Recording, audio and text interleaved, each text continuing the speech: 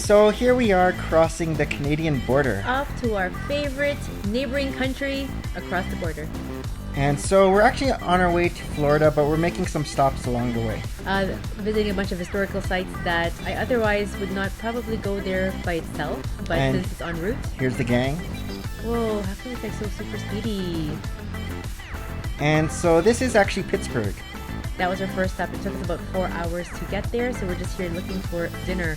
Unfortunately, this area I didn't realize was pretty closed off at this point of the day. It's right downtown. It's where the Pittsburgh Steelers play. Yep. The football team. So we're looking for a place called Burgatory. Burgatory. So I checked it out online, and it had some gluten-free options for Tristan as well.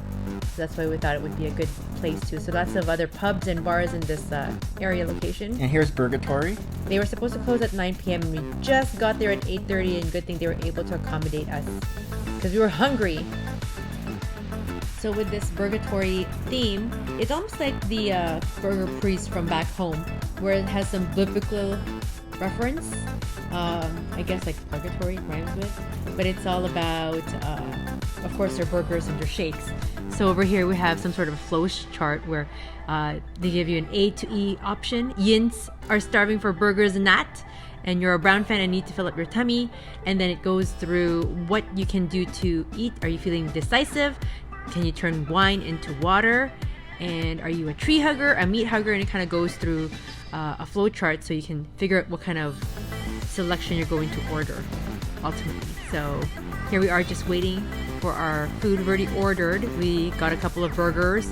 Hayden got a mini burger, nachos to begin with. And this was actually quite a pretty nacho. It had some sort of spicy chipotle topping. Nick got some pretzel burger, and Tristan got his gluten-free bun burger. I got a side salad, and it was so huge I had to take it out to go actually.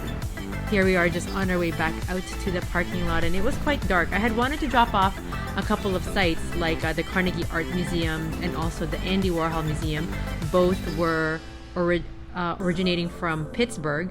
However, when it's so dark at night, it's kind of hard to actually see these buildings and admire them. We're just walking around Pittsburgh right now. There's the Warhol. Yep, there's the Andy Warhol Museum, and we just saw it from the outside, and it was quite dark. We couldn't even really appreciate how the building looked. And we're just crossing bridges. So a lot of bridges. Yep, Pittsburgh is actually known as the Bridge of Steel as well as the Bridge of Stairs. We didn't see many stairs, but we saw lots of bridges. It's actually at the center part of 3 rivers that combine, so hence all the bridges. This is the next morning? Yep, we're just checking out from our hotel that we stayed in. Free breakfast is always a good thing to feed these people. And our stop for day 1 official is actually off to Fallingwater, which is in south of Pittsburgh. So here we're just showing all the different bridges. It's cool how it's yellow. I know, and you can actually look from either side of the bridge. And they also have tunnels to go under the riverway to get across. You're driving really fast. I know. I'm kind of getting car sick at this point. And then when we come out, Yogi Bear. We did see Yellowstone Park. I thought that was just stuff of myths, but here it is. There's Yogi Bear in the distance. That was kind of a surprise. So again, with road trips, you can see a lot of wonderful things like that. So now we're at Fallingwater. So we've arrived, and we went early enough. Our tickets are for 10 a.m. in the morning. So what's Fallingwater? Early in the 19th century, the Kaufman family owned the department stores in Pittsburgh, and they wanted a cottage, an away getaway, and so they decided to hire the architect Frank Lloyd Wright to design this house over this waterfall at Bear Run Road. And Wright was all about the organic type of architecture, meaning he wanted to combine the natural materials of the area, including the trees and the rocks and the water, to actually design how the house would look like. And it's a stunning architecture. So these are all the different floors. Yep, they had different, there was a museum there that showed the different, parts, the designs of how each level would be, just their letters to each other and their correspondences and the plans that they would make as they created this. And this was created in the 1930s. I think it took a good 5 years to actually create it, but it actually is perched over this waterfall, and they use as much of the rocks around it to actually be incorporated as part of the house. So all the blueprints are here in this part, and even this I guess it's almost like a lodge when you walk in, right? There was a information center and a museum store. This was again the correspondence I guess sectional, where they give you all the information, and then there's also a cafeteria, which I didn't go into, but it's a nice centered area. When you check in at registration, they'll give you the time where your tour guide will meet you. We actually bought tickets for inside the house as well as the grounds area, which they're was different prices. The next level up. Yep, some people just got tickets for the grounds, but then they couldn't appreciate the inside of the house, which is something to also see. Unfortunately, we couldn't take any videos of the inside of the house. As we took footage of the first floor. That's we couldn't right. take footage of the second floor because it was so crammed. That's right. That people might bump into each other. So before our tour, we were able to walk around the area.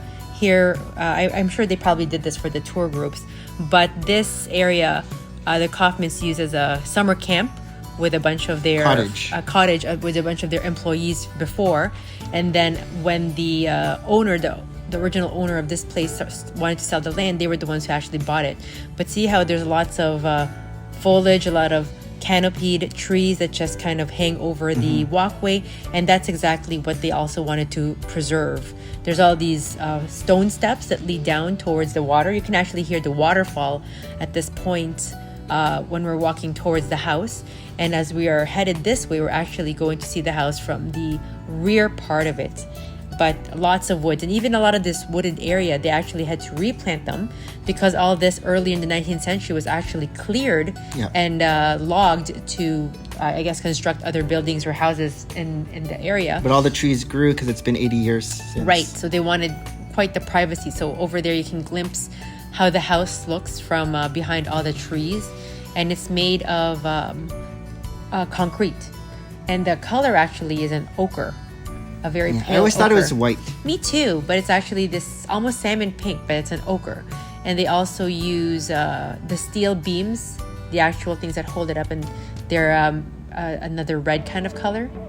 And this is actually the backyard, so you can see some people actually at the terrace there, but that level of the terrace, they can only see the external part of the house as well as the grounds here.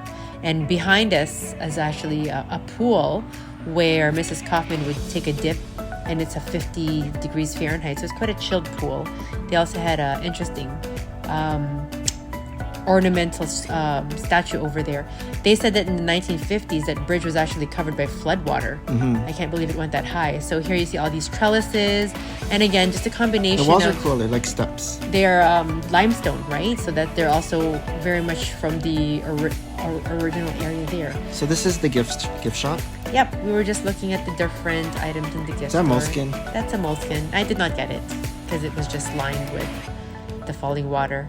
And I thought this was Lego, but it's not Lego. It's just another building structure but of it's Fallingwater. all different buildings from Frank Lloyd Wright. But Fallingwater was possibly the initial architecture set that we bought that actually got us into Lego and our Lego collection. But they also had a very cool, simple flyer pamphlet here that they gave us that just sums all of the historical facts of the house. Over here again is just the rear part, and there's a statue. It's a mother and child, and in that flood of 1950s, we were told that it actually washed away, and they were able to save it. This is the interior. This is the from the first floor. Yep, first. All the original furniture.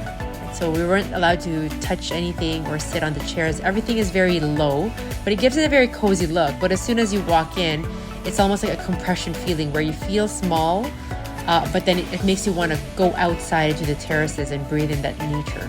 So a lot of it really was full of windows, full of lights, full of screens. So it's very much really one flow. This was the kitchen that they had. It was a bit closed off to us, but it's a very fully stocked house. They had a very cool fireplace here. Each room has a fireplace, and they had a cool fireplace there. Their dining room table, they were very adamant that they wanted chairs that only had 3 legs, so they're tripod chairs, they're called. So this is the second floor, but on the outside. We were able to video the outside. And this is one of the their bedrooms. Bedrooms. So there are 3 bedrooms. They were kind of small, the bedrooms. They were small, so I can only imagine that they were smaller people way back when, because even the beds were singles and they were tiny. But keep in mind, this was their getaway This house. is walking to the guest house. Yep. The guest house was really big. Right at the rear, they had another beautiful area there. And all this canopied look is actually made of cement, and it's a 1-pour cement. I don't even know how they did it. They just poured They, it with... they concrete, and it's stuck since, and there's a couple of just buttresses to hold it up. But otherwise, it's held on by the structure of the guest house and ends at the structure of the main house. That was a 6-foot swimming pool. Yep. And so this is also the external This is part the of the guest house. outside of the guest house. Yep. So there's I heard a resident frog somewhere here, and you guys were able to spy on him. But this water too was pretty chilled. And so we're on our way back out. This is the garage, or they called it the car park. Yes. And it was able to accommodate 4 car parks. The Kaufman family donated it to Pennsylvania, I guess, as a historic site in the 1960s because they didn't have any children. They had 1 child who did not have any children, so they bequeathed it for the enjoyment of public. And this is the best view because you Yeah. could see all the waterfalls. It was stunning. I couldn't believe that we were seeing it. Like, I've always wanted to go This visit is the shot that you see, the pictures, Very the postcards. famous. Yeah, that's right. And so we have our own personal pictures. And here we're just posing in front of the waterfall. It was also Canada Day today, so Hayden had his Canada Day shirt. And we told everyone we were from Toronto. So they're like, oh, friendly Canadians. We'll also be here, of course, for 4th of July in a few days. And en route to Florida, we're still visiting a couple more sites before we actually get to our final destination.